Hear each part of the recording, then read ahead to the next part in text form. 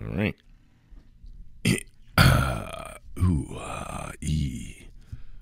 Slide 1. Welcome to Chapter 9, Intelligence. This is one of my favorite topics to teach because I had such an awesome class about it when I was a student, which is the beginning of today's lecture. Slide 2. All right, story time. When I was a student here at Rutgers Camden, I took a course called Intelligence, taught by Dr. Bill Tucker. Dr. Tucker wrote a book, The Science and Politics of Racial Research. That's tough to say. The Science and Politics of Racial Research. That was literally the textbook for the class, in addition to other textbooks like The Mismeasure of Man by Stephen Jay Gould, both of which I highly recommend. It was my first class where I heard about scientists taking a critical eye towards themselves, and in doing so, revealed the sordid history of intelligence testing. This is important because it demonstrates the self-correcting nature of science, that we, as psychologists, can take a critical lens to our own history, helps maintain the integrity of the field by maintaining the integrity of its theories. Slide 3. While some of the early attempts of assessing intelligence were mostly harmless, like phrenology, where the bumps on the head were claimed to be connected to specific types of personality and intelligence factors, others were blatant attempts at scientific racism. That is, it was baked into some of these early attempts that certain races are more intelligent than others, and the methods they developed just ended up confirming that bias. This is the danger of having a conclusion before you begin to collect data. It may unconsciously or consciously lead to a bias in how data is collected with the goal of making it support your conclusion. This is not how science works. This is actually a stark contrast to starting with a question, like science does, and following where the data leads by forming an opinion based on conclusions of a good faith analysis of valid data. I know I just said a lot of words right there, but all this to say, this is not how science works. In fact, many early methods developed to measure intelligence are the very definition of pseudoscience. Slide 4. It just so happened that smack dab in the middle of the 1994 spring semester, a book was published that made controversial claims about intelligence and race that were a throwback to these early attempts at testing intelligence that were steeped in scientific racism. The name of that book was The Bell Curve. The 1994 spring semester is important because that's when I was taking that intelligence course with Dr. Tucker. The authors of the book, Richard Herrnstein and Charles Murray, cited many studies in the bell curve, most of which were funded by the Pioneer Fund. Now, I'm not going to go into detail here, but what we learned from Dr. Tucker's course is that this organization focused on, quote, the scientific study of heredity and human differences, which is just a dog whistle for racism. That is, the human differences that they are concerned with, yes, they still exist, the Pioneer Fund, are the differences between whites and non-whites. Let's make that perfectly clear. Slide 5. While Herrnstein passed away near the publication of the book, Charles Murray is still alive and recently made headlines because he was deplatformed aggressively at Middlebury College in Vermont of 2017, 23 years after the publication of The Bell Curve. A consequence of this is that public intellectual Sam Harris hosted Murray on his podcast to discuss the events, and Harris himself got caught in the crossfire of Murray's detractors. So this is just to illustrate that even the things that were important to me when I was a student, as they relate to intelligence and race, are still controversies to this day, and they are still discussed. And when they are discussed, they are just as controversial as they were 23 years ago. Slide 6. And let that serve as your welcome to the lecture on intelligence. We'll start by explaining what intelligence is by reviewing its history and theories. Then we'll move on to measuring intelligence with intelligence tests and wrap it up with how to interpret the scores generated by the intelligence tests. Slide 7. What is intelligence? Well, defining intelligence is not easy, but that hasn't stopped us from trying. Here are some attempts. Let's see how these feel to you. The mental abilities that enable one to adapt to, shape, or select one's environment. I like that one. How about this? The ability to deal with novel situations. Well, concise. I like that. A little bumper sticker version of something. The ability to judge, comprehend, and reason. Good. I like that. The ability to understand and deal with people, objects, and symbols. Dealing with an object. I think that's a weird way of phrasing things. The ability to act purposefully, think rationally, and deal effectively with the environment. I like that.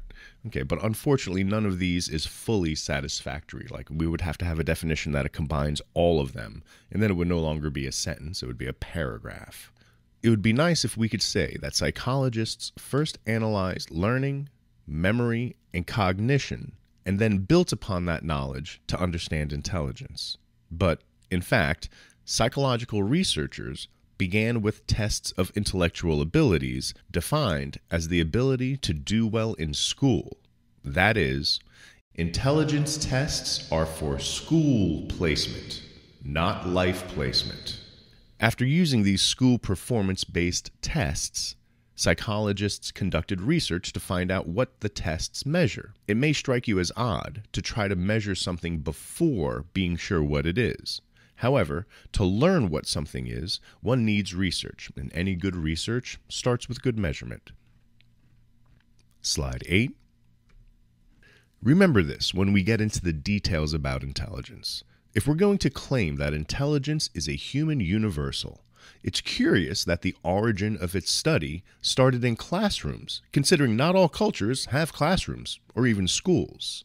That is, if intelligence tests measure what makes students good at academic tests, then what could intelligence possibly be, considering that most of our history of our species was not spent in classrooms learning classroomy things? In fact, authors like Jared Diamond lay a critique at the doorstep of intelligence research at large by pointing out that if the most intelligent person from our culture were dropped into the middle of New Guinea, they would fail the basic criteria of what is considered intelligence in that culture. This is because our culture values a flavor of intelligence that is abstract, theoretical, and logical mathematical, whereas New Guineans value a hands-on practical flavor of intelligence. That is, as we will see when we cover researchers like Howard Gardner and Robert Sternberg, intelligence is viewed by some as the ability to adapt to and utilize resources, like symbol systems, to survive in a particular environment.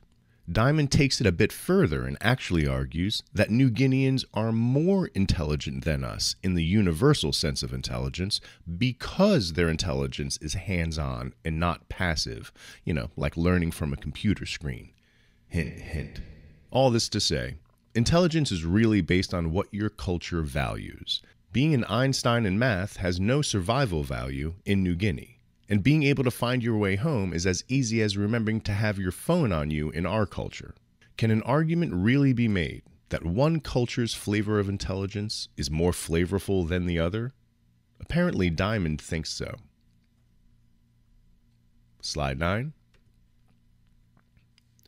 If you are in charge of choosing which applicants a college should admit, you would want to select those who will be the best students. Because students will study subjects that they have not studied before, it makes sense to measure a range of academic skills, not knowledge of a single topic. That is, you want a test of aptitude, the ability to learn or fluid intelligence, in addition to achievement, which is what somebody has already learned, or crystallized intelligence.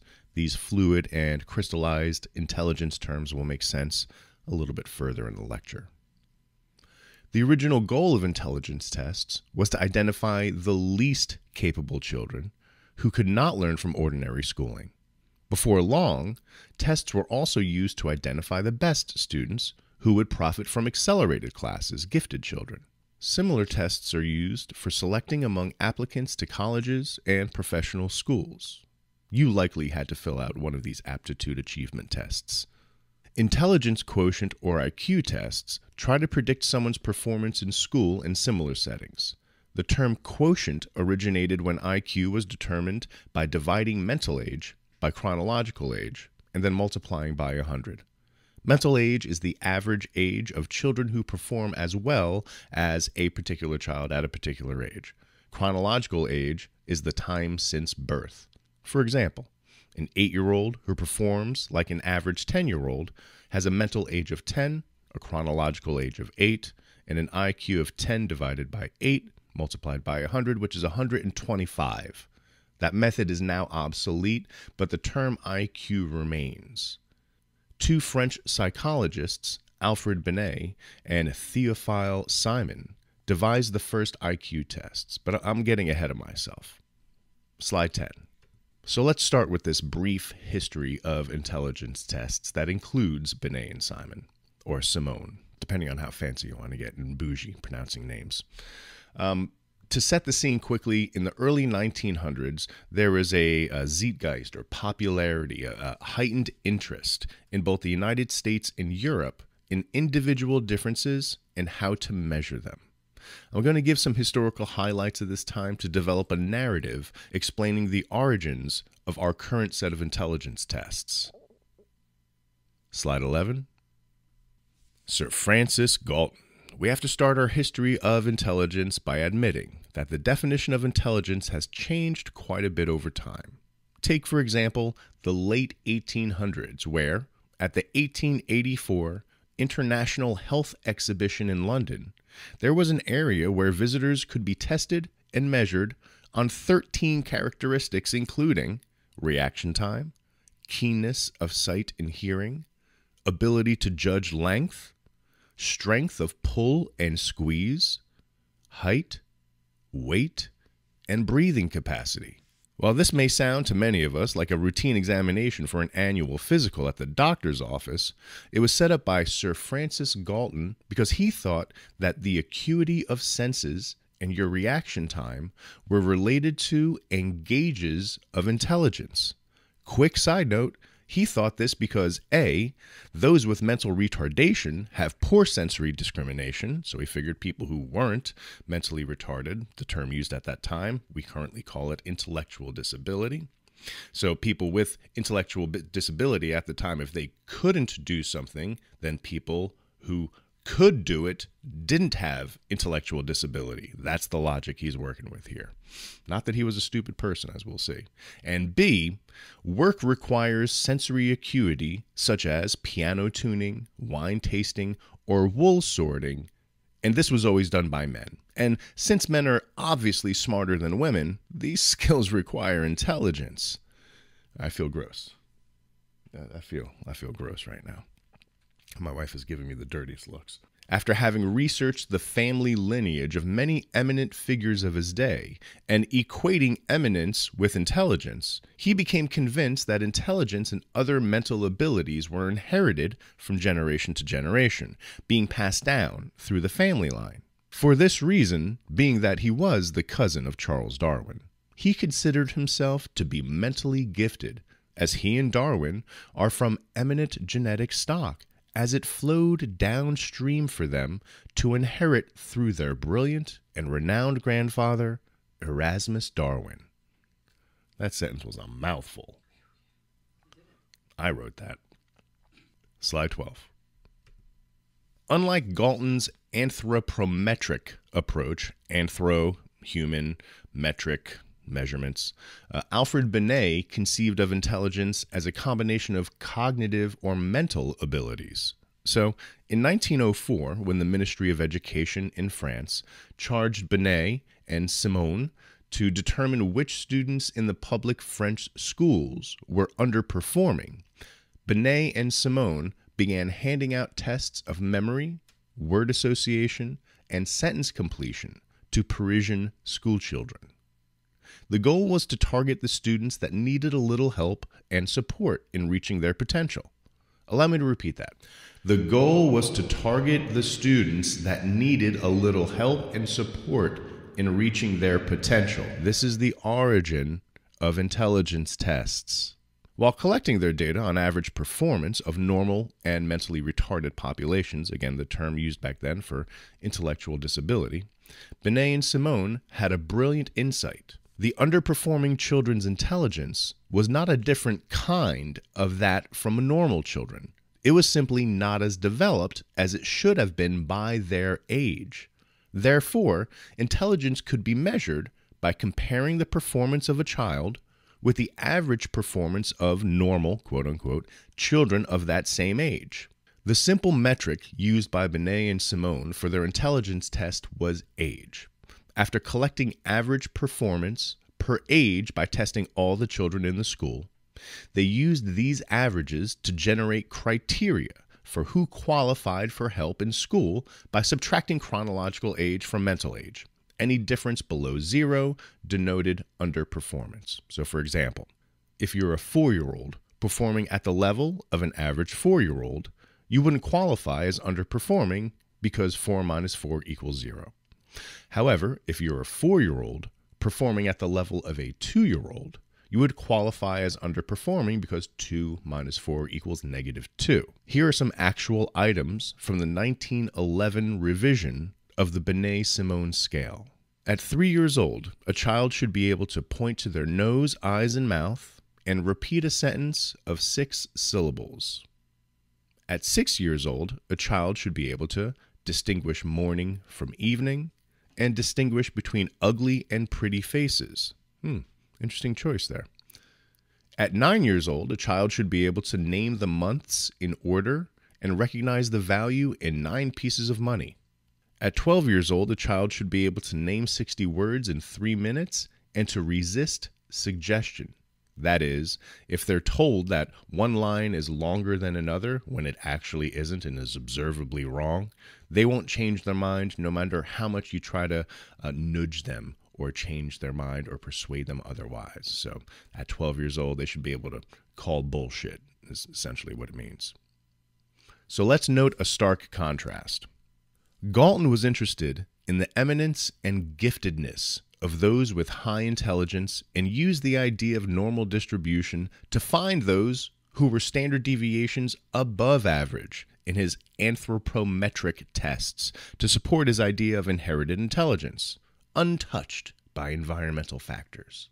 Binet and Simone, on the other hand, collected the data needed to determine average performance per age on mental tests and used it as a benchmark to find below average performance so that support could be provided through the environment via academic assistance.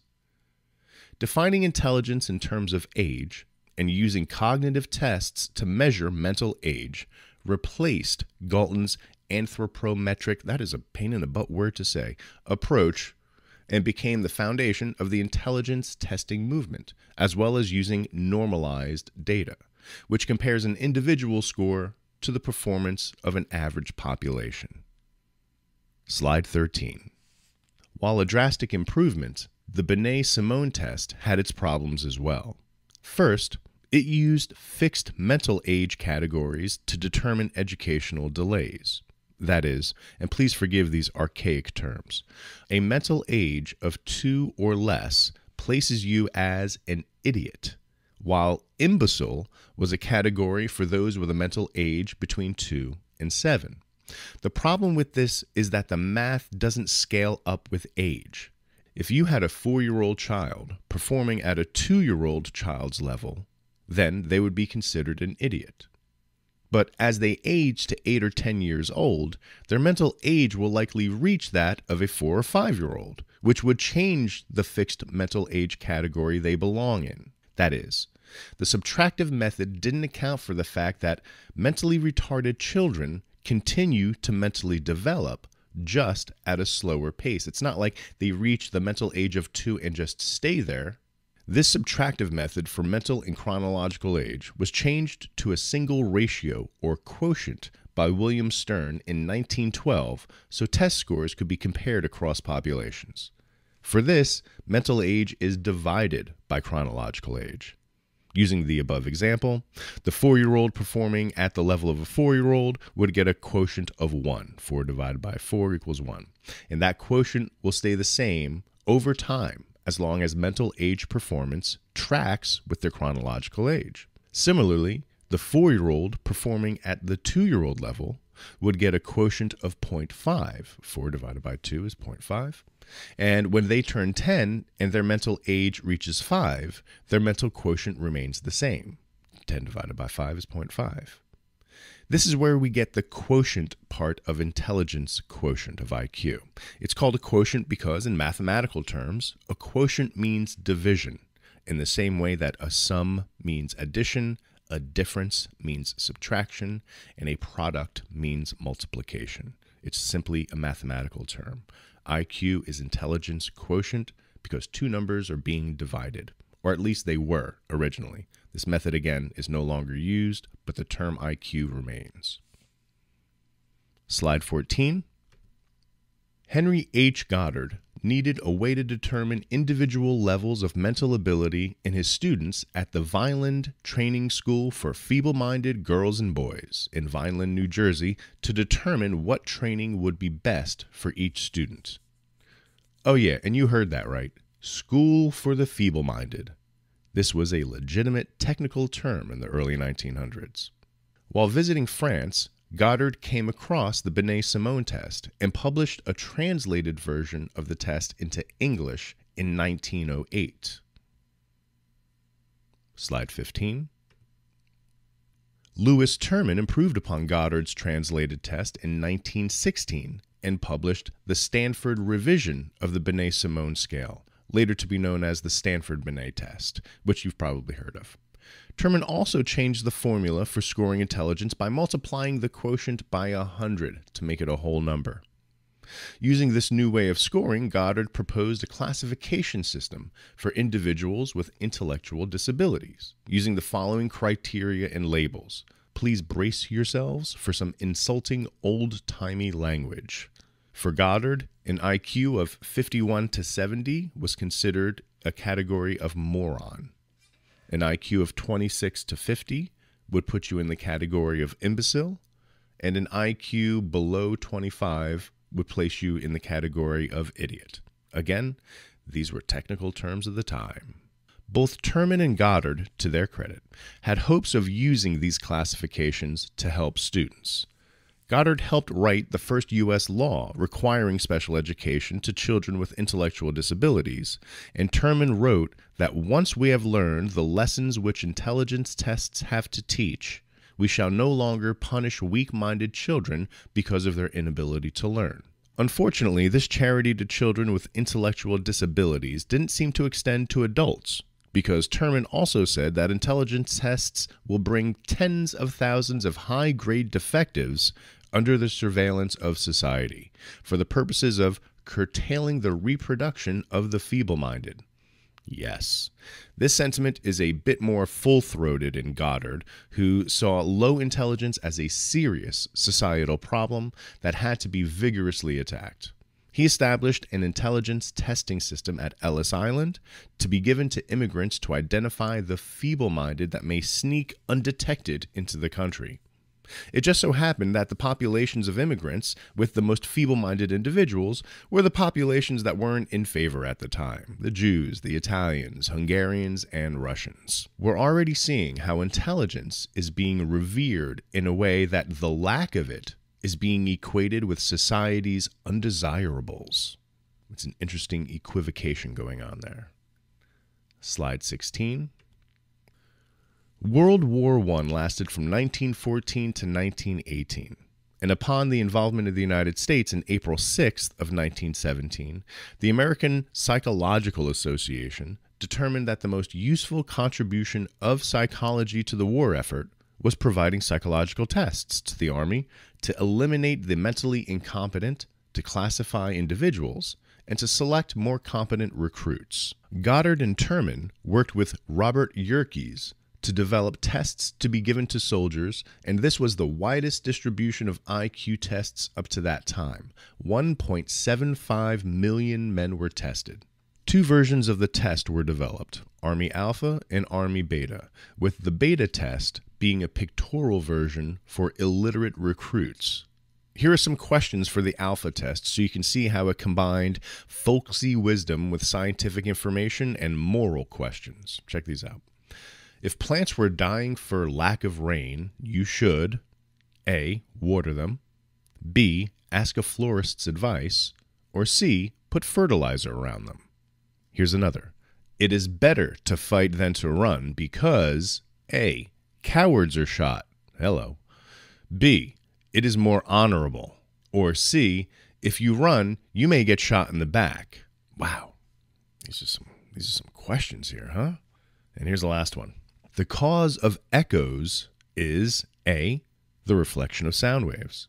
B. The presence of electricity in the air.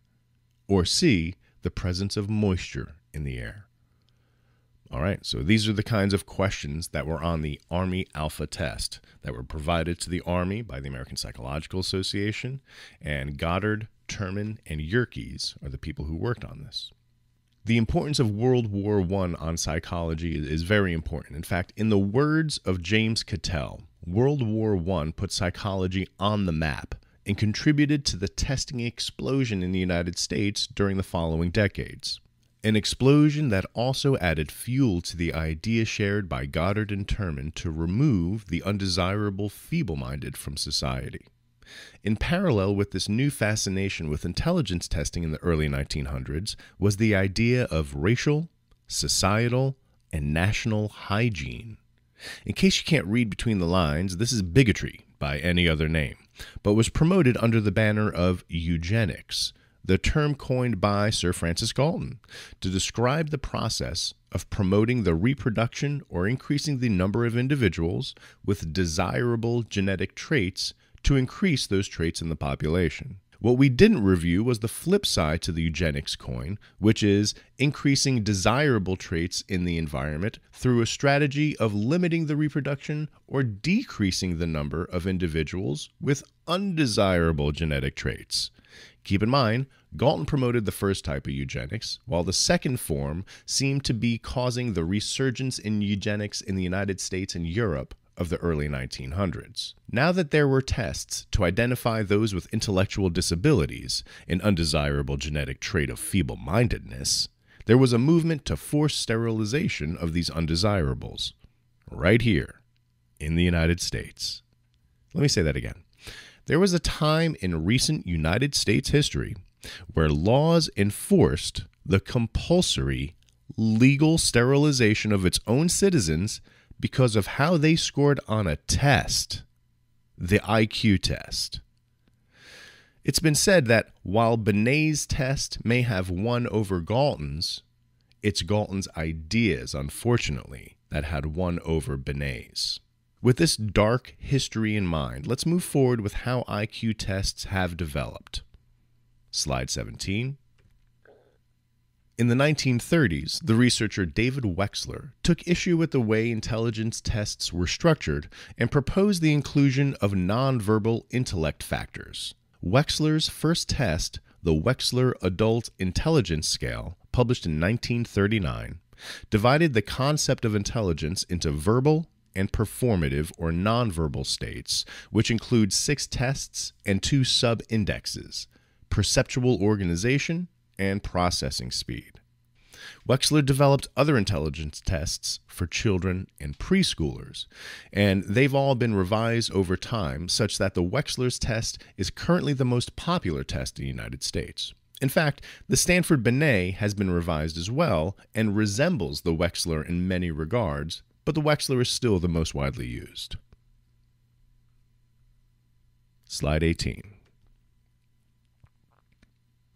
This leads nicely into looking at theories of intelligence, because Wechsler's notion of intelligence was one of many challenges to the received understanding of intelligence. So let's see what kind of theories there are for what intelligence is and how it should be viewed. When we look at intelligence, we can see existing theories as falling into one of 3 categories.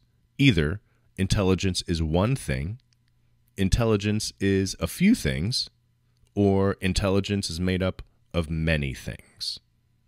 Slide 19. The idea that intelligence is one thing is the idea that there is a general intelligence. General intelligence is normally represented by the lowercase letter g. Most of the theories and researchers that we just covered who were in pursuit of an intelligence quotient were in pursuit of a general intelligence that accounted for performance across a bunch of different tasks. The idea that there is only one intelligence, a general intelligence, views this general intelligence, or G, as influencing our ability to think and learn on all intellectual tasks. General intelligence allows people to reason and catch on to new information efficiently across different domains: math, science, English, art, etc. Slide 20. A slightly more sophisticated way of looking at intelligence is to view it as a few basic abilities. For instance, psychologists distinguish between fluid and crystallized intelligence. Fluid intelligence facilitates our ability to think on the spot to solve problems, or what could be called our reasoning ability, and includes the ability to perceive relationships, solve unfamiliar problems, and gain new knowledge. Fluid intelligence enables you to learn new skills at a new job, whereas crystallized intelligence includes the job skills you have already acquired or general knowledge of the world. The ability to learn new words is an example of fluid intelligence, and the words already learned are part of your crystallized intelligence.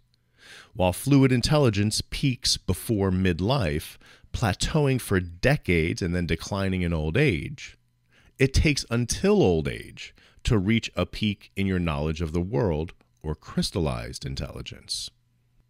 Slide 21. But if you really wanted to kick it up a notch, you can go with John Carroll's synthesis of general intelligence with multiple cognitive processes. At one level, we have our general intelligence, which is represented by lowercase g. From there, we have 8 more general abilities, and underneath each of these general abilities, we have even more specific abilities. You can think of this as a kind of grand negotiation between the ideas that intelligence is one thing and the idea that intelligence is many things. Slide 22. But what if intelligence is none of those things? Let's take a look at some alternative perspectives on intelligence, and this is the good stuff. These will fall under the category of thinking intelligence is made up of many things. There are some researchers that think that intelligence tests missed the mark on what intelligence really is. This is because they don't take into account things like social understanding or creativity. We're going to quickly review the theories of Howard Gardner and Robert Sternberg with the understanding that their theories encompass a wider range of human abilities than do the traditional theories that we've already covered. Slide 23. The first theory that we're going to go over is my favorite. It's the theory of multiple intelligences popularized by Howard Gardner at Harvard University. According to this model, there are at least 8 types of intelligence, each of which Gardner provides an exemplar. The obvious ones are logical mathematical, enough said, Einstein, right? That's the exemplar of what logical mathematical intelligence is. For his spatial intelligence, he uses Picasso because of his understanding of space and time and the way he demonstrates that in his paintings. For linguistic intelligence, he uses the exemplar of T.S. Eliot. Wonderful, wonderful writer. These are the ones that you will likely encounter on intelligence tests, but there are less obvious ones. He also talks about a musical intelligence, an interpersonal intelligence, an intrapersonal intelligence, and a kinesthetic intelligence. So exemplars exist for these as well. For musical intelligence, Gardner points to Igor Stravinsky, who was an old school composer, super smart, crazy awesome musician. For interpersonal, or the intelligence of navigating person-to-person interactions, he uses Gandhi as an exemplar. And then for the intrapersonal, or the intelligence of navigating insight-oriented practice, or looking within the mind, he uses Freud as an exemplar. And then for that kinesthetic intelligence, or the intelligence of body awareness, he uses the example of choreographer-dancer Martha Graham. But for sports fans out there, I genuinely think that Michael Jordan also fits into this category. Just watch him dunk. The end. What I particularly like about this theory is that it infers that everybody is intelligent. That is, we all have a strength in at least one of these 8 intelligences. And that's where our intelligence lies, without diminishing someone else's exceptional abilities in another intelligence. Gardner actually starts his book with the idea that intelligence tests are for school placement, not life placement. Does that sound familiar? Because it should. I used that line at the beginning of the lecture. That's how much I like it. What is there not to love about this theory? Seriously, I love this guy's theory. I love multiple intelligences. I have all of this dude's books, and I even went to go see him speak and got him to sign a copy of one of my books, like a true fanboy. So, the end. I like it.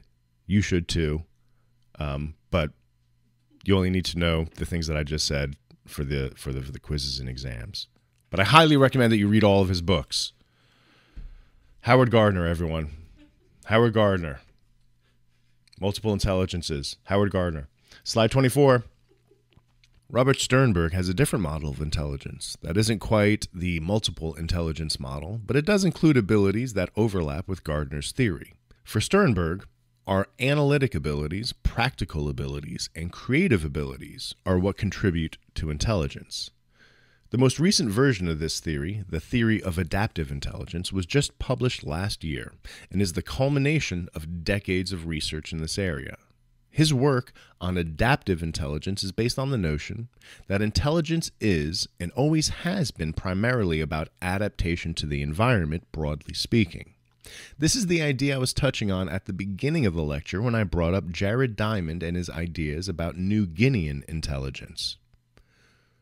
While Howard Gardner's theory of multiple intelligences is theoretical in nature with no eye towards developing tests to measure the proposed intelligences, Robert Sternberg and his team are developing ways to measure adaptive intelligence by presenting students with real-world problems and asking them to define the problems, figure out ways of addressing these problems, and proposing possible solutions. This is in line with Sternberg's assertion that current notions of intelligence, as tested by intelligence tests, has proven worse than useless in solving, much less even addressing, societal problems. Hear, hear. Slide 25. So that's what intelligence is. How do we measure it? Slide 26. In general, tests that measure intelligence score your performance on certain tasks like problem solving, memory, or spatial reasoning. As mentioned previously, the most widely used intelligence test is the Wechsler's intelligence scale, and the conception of intelligence that underlies this test is consistent with John Carroll's theory of intelligence that we just looked at. The results of these tests provides what's known as the intelligence quotient, or IQ, and we've talked about this before, but let's review. The IQ was originally determined by dividing mental age by chronological age and then multiplying by 100. That method is now obsolete, but the term remains. Let's look at what goes into developing an intelligence test. Slide 27. To evaluate IQ tests, we need to rely on objective evidence. The evaluation begins with standardization, the process of evaluating the questions, establishing rules for administering a test, and interpreting the scores. One step in this process is to find the norms, descriptions of how frequently various scores occur. Psychologists try to standardize a test on a large sample of people who are as representative as possible of the population. Slide 28. Binet, Wechsler, and the others who devised IQ tests chose items and arranged the scoring method to establish a mean score of 100. The standard deviation is 15 for Wechsler's test and 16 for the Stanford Binet. The standard deviation measures variance among individuals. The standard deviation is small if most scores are close to the mean, and large if scores vary widely. The scores for a large population approximate a normal distribution, or what's known as the bell-shaped curve. The actual distribution of IQ scores, though, isn't as symmetrical as the theoretical normal distribution. The mode, or the most common score, is about 105 instead of 100. More people score above 100 than below 100, but a slight bulge in the 60 to 85 range lowers the mean score to 100. The bulge at the lower end represents people with disabilities. The terms mentally challenged, mentally disabled, or intellectually disabled refers to people more than 2 standard deviations below average, corresponding to an IQ score of about 68 or 70, depending on the test. On the other side of the scale, an IQ score of 130 or more usually denotes that you are within the gifted range. Slide 29.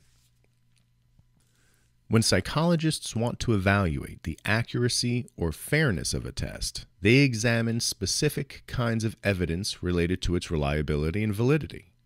Reliability is a measure of the repeatability of a test's scores. If a test is reliable, it produces nearly the same results each time.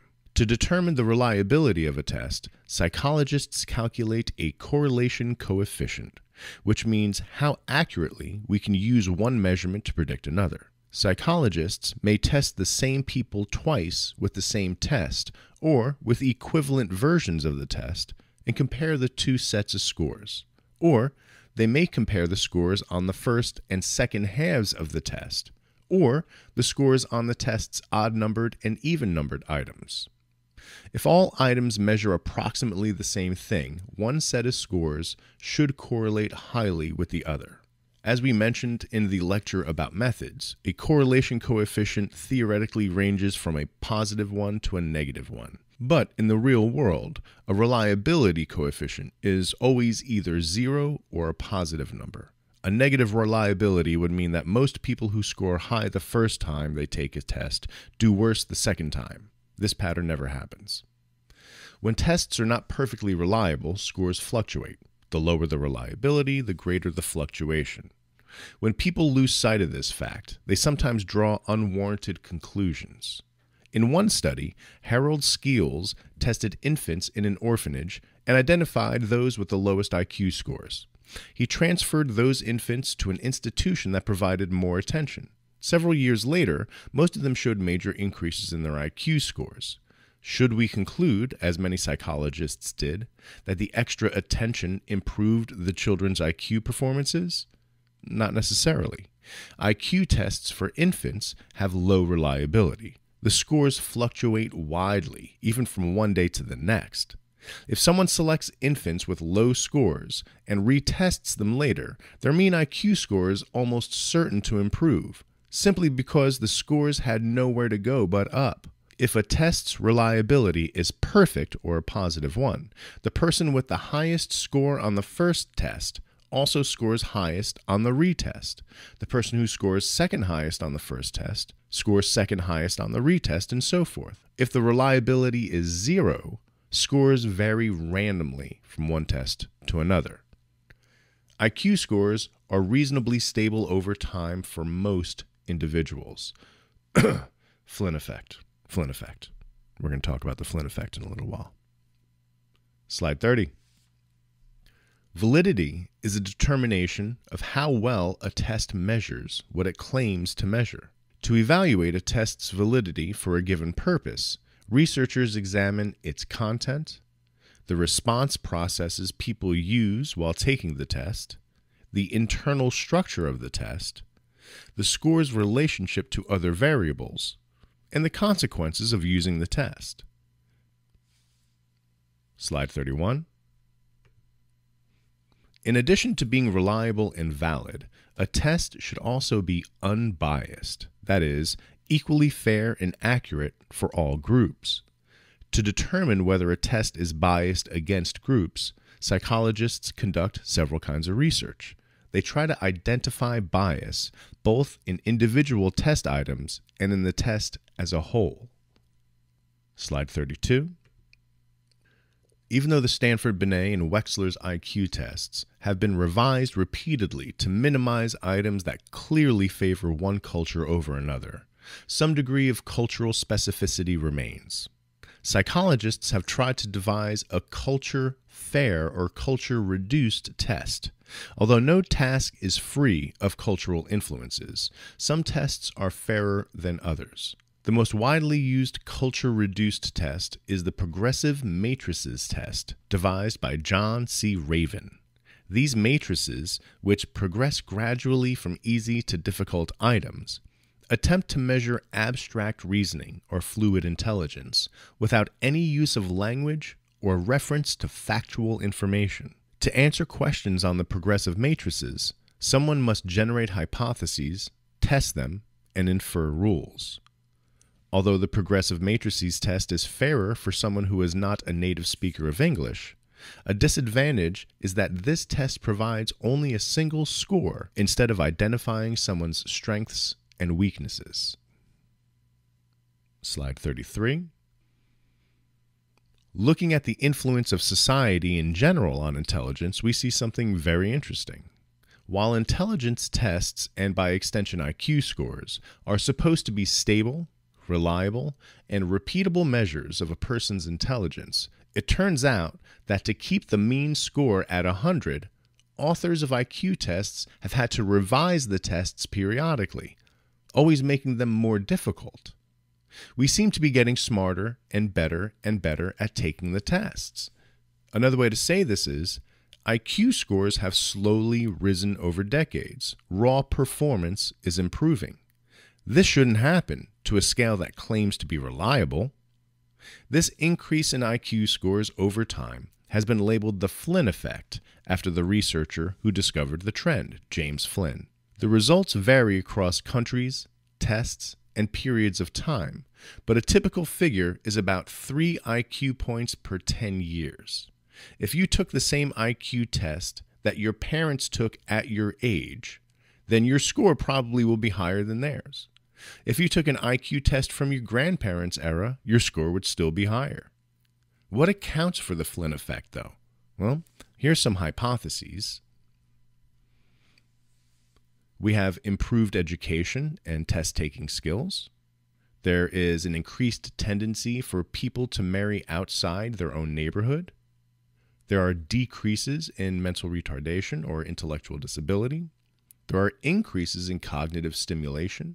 There are improved health and nutrition. And these factors combined can account for, especially the improved health and nutrition, the improvement and increase in IQ scores in populations over time. Slide 34. Okay, we know what intelligence is. We know how to measure this thing called intelligence with these things called IQ tests. What do we do with this information that is provided to us from these IQ tests? Please take me to your leader.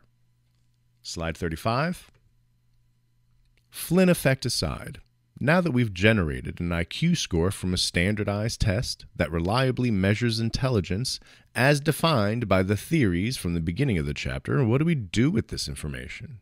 Well, one thing that IQ scores are good at is as predictors to important outcomes. So let's take a look at that. Before I begin this topic, I want to remind everybody about the correlation-causation fallacy. That is, correlation does not mean causation, and these predictive models about IQ are using correlational analyses. With that said, IQ scores are highly correlated with academic achievement, economic success, and occupational success. The reason why I emphasize that correlation does not mean causation is that there may be a third, fourth, or fifth variable influencing this correlation that may have little to do with what we think intelligence is. For instance, some factors that have an influence on intelligence that don't seem to fit into the category of intelligence abilities include physical and mental health, motivation, and creativity. More importantly, it has been shown that self-discipline has a very heavy influence on IQ scores and future success in academics, economic, and occupational arenas. Just think about that famous marshmallow experiment. Children were given one marshmallow that they could either eat right now or they'll be given 2 if they can wait in a room with that one marshmallow without eating it for 5 minutes. 1 marshmallow now or 2 in 5 minutes. This demonstrates self-discipline and impulse control, and guess what? These are better predictors for success than anything else, including IQ scores.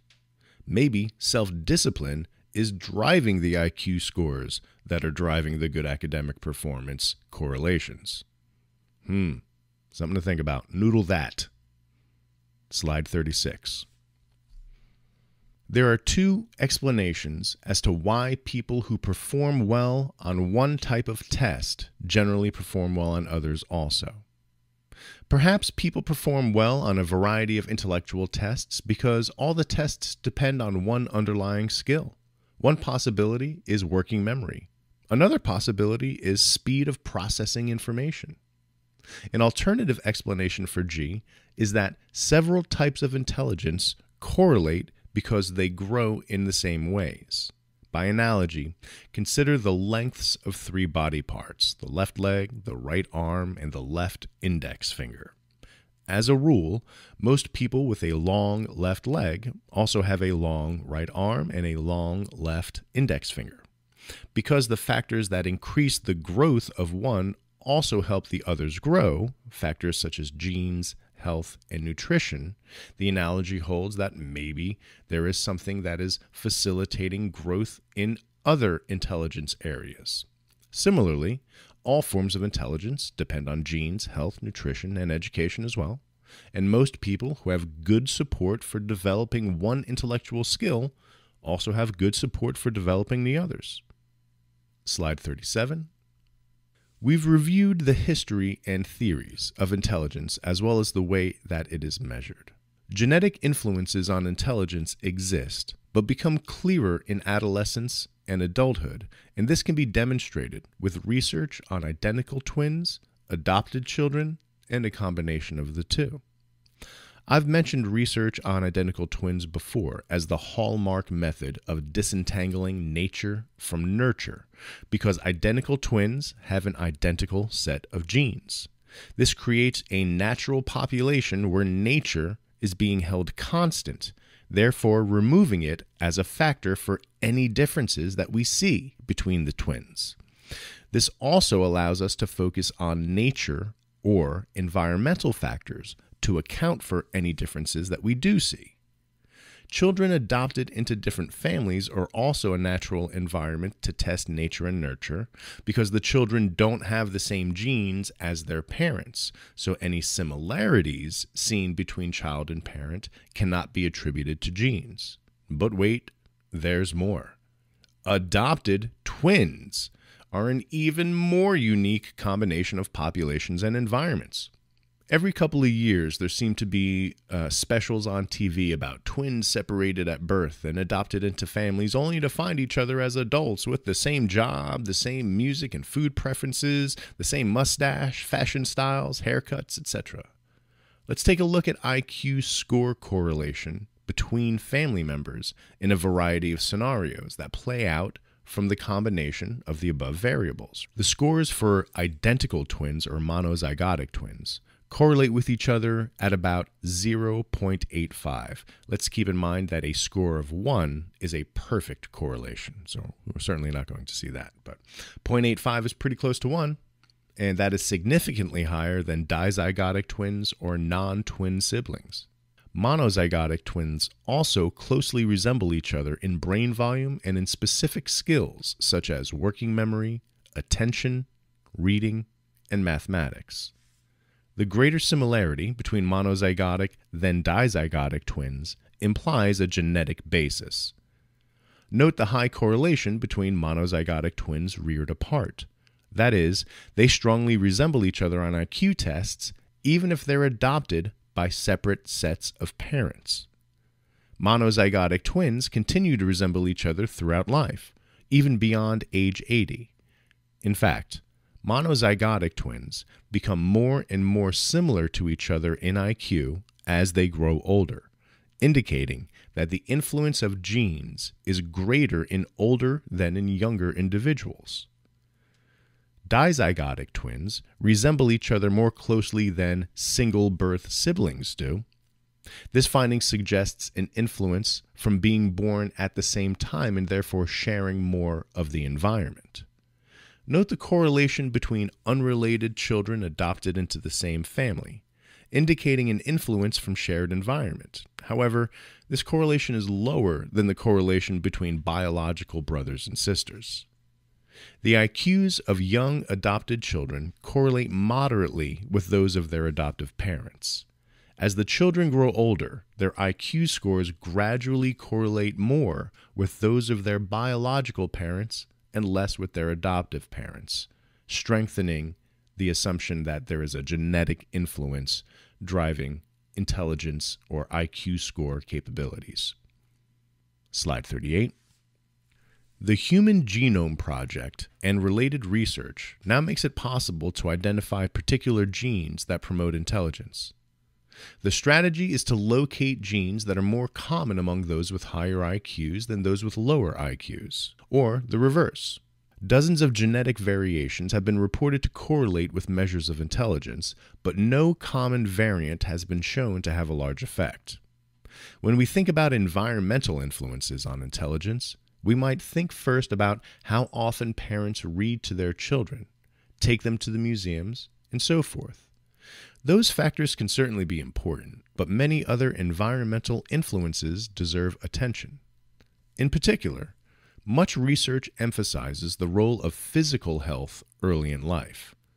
Mean IQ is consistently lowest in the countries and states where children have the highest exposure to infectious diseases, such as tetanus, malaria, tuberculosis, cholera, and measles.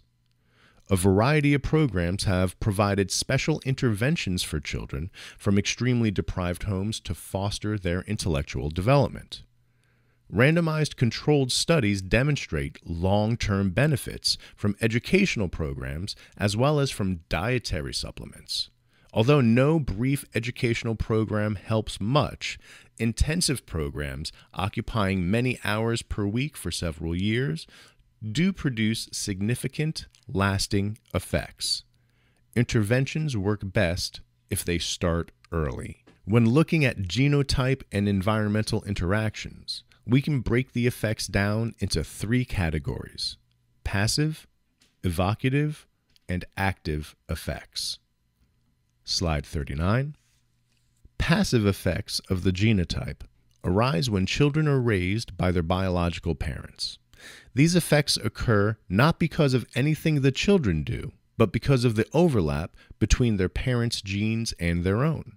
Thus, children whose genotypes predispose them to enjoy reading are likely to grow up in homes with plentiful access to reading, because their parents also like to read. The passive effects of the genotype help explain why some correlations between biological parents and their children's IQ scores are higher when the children live with their biological parents than when they live with adoptive parents. Evocative effects of the genotype emerge through children influencing other people's behavior. For example, even if a child's parents are not avid readers, they'll read more bedtime stories to a child who is interested in the stories than to one who isn't. Active effects of the genotype involve children's choosing environments that they enjoy. So, for instance, a high school student who loves reading will read a great deal, regardless of whether he or she was read to when they were young, whether their parents read, whether they're in a house that has accessibility to reading materials or not. Slide 40. So now that we've explained how nature and nurture contribute to the individual differences in scores for IQ, let's look at specific differences, starting with gender differences. And first and foremost, any differences between gender are small, but we're just going to point some out for the sake of demonstrating that they exist. So since the first IQ tests, psychologists have found that girls tend to do better than boys on certain kinds of language tasks, such as verbal fluency, whereas boys tend to do better than girls on visuospatial rotations. And an example of that would be mentally rotating an object and then determining which of 4 options it would look like. On the WAIS, which is the Wechsler Adult Intelligence Scale, men generally have higher scores on certain subtests, whereas women have higher scores on others. On attention tasks, males more often focus on one item at a time, whereas females spread their attention more broadly. Again, none of these differences are huge. Slide 41. Okay, so I'm going to cover a topic that in my lifetime has come up at least twice as a controversial topic, and I alluded to these at the beginning of the lecture. It has to do with race, ethnicity, and intelligence. So I'm going to state a fact, and then I'm going to provide information to place it in context. It is a fact that IQ scores differ between race and ethnic groups. That fact is not controversial. What is controversial is what people do with that fact. If you look at this fact and you think that you can treat any person from a different race or ethnicity differently because they belong to a group that, as a group, scores differently on a test than your group, then you fundamentally misunderstand how uninteresting this data is. Scientific research looks at the average behavior of a group, which doesn't necessarily reflect the behavior of any individual in that group. There are more differences within each group, whether they be gender, race, religion, ethnicity, or whatever, than there are differences between these groups. Here's the take-home point, people. Treat each individual as an individual. Race differences in IQ is scientifically uninteresting. Slide 42.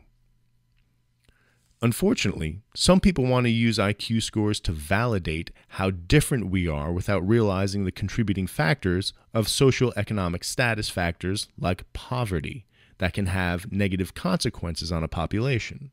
Considering the proportion of minority ethnic groups in poverty, it becomes difficult to look at IQ scores that reveal differences in races and ethnicity at face value and make determinations about the worth of a race or ethnicity. Because it is recognized that social economic status, particularly poverty, have an influence on children's development, the government has implemented certain programs to help with this. One of these programs is called Head Start.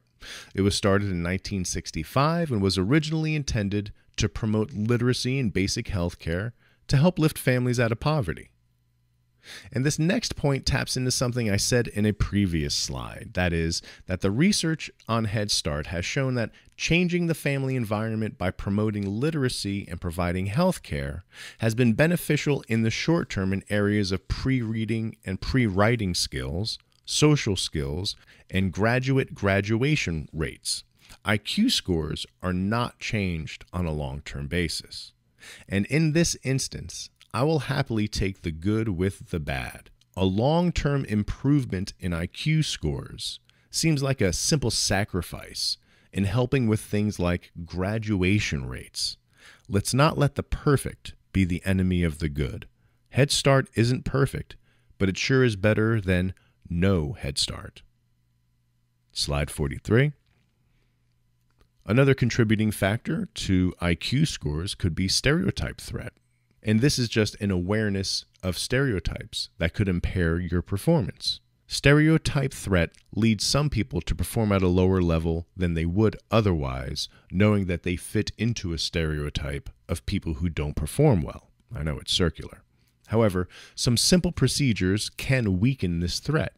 One approach is simply to tell people about stereotype threat before the test and urge them not to let the stereotype bother them. Another approach is to have students who lack confidence about their test performance write about their most important values, their most valued characteristics, and how it would feel to be highly successful, and also their worries. This also seems to ameliorate the stereotype threat. And slide 44. We have done it. We have intelligently talked about intelligence. And in the process, we have defined what intelligence is, how to test it, and how to interpret the scores we receive from the tests that test intelligence. I will see you in the next lecture. Be safe. Be well.